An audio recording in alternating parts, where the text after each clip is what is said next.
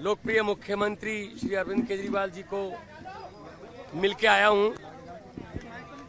सबसे पहले परिवार की बातें हुई। मेरी बेटी नियामत जो कि अभी 1 महीने की हुई है, उसका हालचाल पूछा, कैसी है वो। उसके बाद पंजाब के लोगों की, किसानों की फसल क्योंकि इस बार मंडियों में अब आ रही है, तो उन्होंने पूछा कि पैदावार कैसी है इस बार, और जो किसानों का जो डायरेक्ट जो ट्रांसफर है पैसे की, जो सीसीएल की फसल का पैसा, उसमें कोई बाधा तो नहीं आ रही, या कोई चुनाव आचार संहिता की वजह से पंजाब में कोई ऐसी सहूलत जो रोक ली हो। मैंने कहा जी बिल्कुल नहीं है, निरंतर सुविधाएं चल रही हैं, बिजली भी फ्री चल रही है, मंडियों में एक एक दाना जो गेहूं का आएगा वो हम रिकॉर्ड पैदावार करके 130 लाख मीट्रिक टन देश के सेंट्रल पूल में दे रहे हैं, और पैसे भी उसी दिन ट्रांसफर हो रहे हैं। और जो हाड़ी बोलते हैं पंजाबी में इसको, तो ये गेहूं का सीजन जो है वो अभी चरम सीमा पे है। 2-4 दिन में जो सीजन है खत्म हो जाएगा।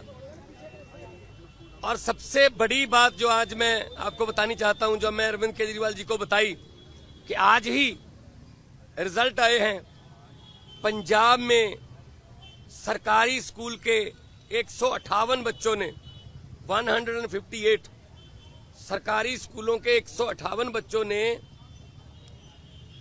जेईई का परिणाम जो मेन होता है वो पास कर लिया। ये पहली बार हुआ है।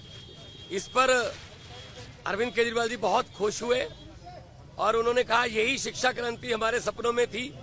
उन्होंने कहा कि मेरी तरफ से सभी सरकारी अध्यापकों को और जो 158 बच्चे जिन्होंने जेईई क्लियर किया, उनके माता पिता को, उनके पेरेंट्स को मेरी तरफ से बधाई देना।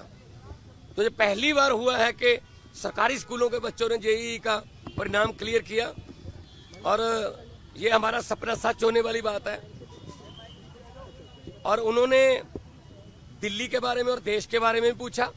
मैंने कहा जी मैं गुजरात होके आया हूं, भरूच और भावनगर, माइंड ब्लोइंग रिस्पॉन्स है, और लोग, पूरे देश के लोग ये कह रहे हैं कि ये गलत किया अरविंद केजरीवाल के साथ कि उनको पकड़ के अंदर कर दिया। शायद ये सोचते होंगे एक बंदे को अंदर करके हम पार्टी की आवाज बंद कर देंगे, लेकिन आपकी आवाज सर, वो व्यक्तिगत तौर पे तो आपको अंदर कर सकते हैं, लेकिन आपकी सोच को अंदर नहीं कर सकते। तो हम असम में भी गया, उन्होंने मुझे कहा कि दिल्ली भी आना, और दिल्ली के जो प्रचारक हैं उनको पंजाब में भी लेके जाना है, और कहीं भी इंडिया गठबंधन का कोई, हमारा पार्टी का कोई नेता, अगर वो असम हो, चाहे वो गुजरात हो, चाहे वो महाराष्ट्र हो, चाहे वो यूपी हो, बिहार हो, कहीं भी वो बुलाएं, हमने जाना है।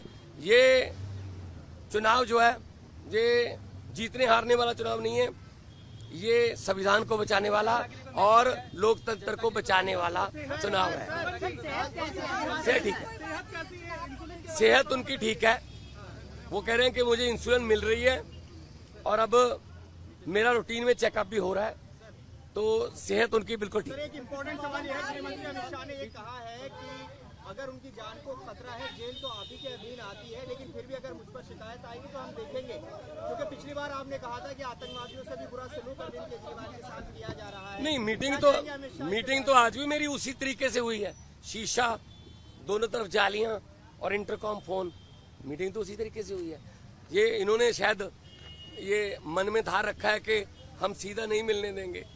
ये इनकी मर्जी हो सकती है, या इनकी नफरत की इंतहा हो सकती है, लेकिन इतना मैं बताना चाहता हूं कि अरविंद केजरीवाल जी की जो सोच है, अरविंद केजरीवाल जी ने जो अंदर से मुझे संदेश दिया वो यही दिया कि लोगों को ये बता देना मेरी फिक्र मत करना, लेकिन वोट जरूर डालना, और लोकतंत्र और संविधान को बचाने के लिए वोट डालना। तानाशाही जो आ चुकी है देश में, उसको खत्म करने के लिए वोट डालना। जल्दी राघव चड्ढा भी कैंपेन करते नजर आएंगे? बिल्कुल आएंगे। हमारे सारे नेता जो हैं वो, हमारे सभी नेता अपनी अपनी जिम्मेदारी लगे हुए हैं। 11 खेलते हैं, बाकी कोचिंग स्टाफ में होते हैं, कुछ नेट में बॉलिंग करते हैं, कुछ नेट में बैटिंग करते हैं, 4 एक्स्ट्रा प्लेयर होते हैं। तो हमारा एक संगठन है, तो जिसकी ड्यूटी जहां भी लगेगी हम वहां जाएंगे और 4 जून को आम आदमी पार्टी भारत की एक बहुत बड़ी शक्तिशाली राजनीतिक शक्ति बन के उभरेगी। Thank you.